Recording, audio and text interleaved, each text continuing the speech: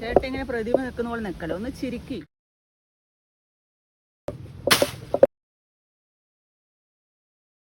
അച്ഛൻ വരുന്നു. നീ കല്യാണം കഴിഞ്ഞിട്ട് ഇങ്ങനെ പണിക്ക് പോകാണ്ടിരിക്കല്ലാട്ടാ. 2 ദിവസം കഴിഞ്ഞിട്ട് പണിക്ക് പോയാ പോരെ? പോരാ, കല്യാണം കഴിഞ്ഞതോടുകൂടി നിന്റെ ഉത്തരവാദിത്വം വർദ്ധിച്ചു. അച്ഛൻ വീട്ടിൽ നിൽക്കുമ്പം ഇവിടെ വീട്ടിൽ ഒറ്റക്കാക്കിട്ട് പോകാൻ എനിക്കെന്തൊരു. എടാ, നിന്റെ ഭാര്യ എന്ന് പറയുന്നത് എൻ്റെ മകളെ പോലെയാ, പിന്നെ നീ എന്താ ഇങ്ങനെയെല്ലാം പറയുന്നത്?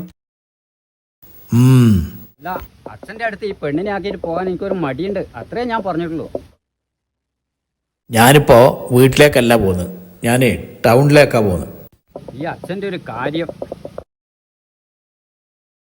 നീ വൈകുന്നേരം ജോലി കഴിഞ്ഞ് തിരിച്ചു വന്നാലേ ഞാനും വീട്ടിലെത്തുള്ളൂ. നിന്റെ പ്രശ്നം കഴിഞ്ഞല്ല. ആർക്കും ആരെയും വിശ്വാസമില്ലാത്ത അവസ്ഥയിലെത്തി. എന്താ ചെയ്യാ, കലികാലം.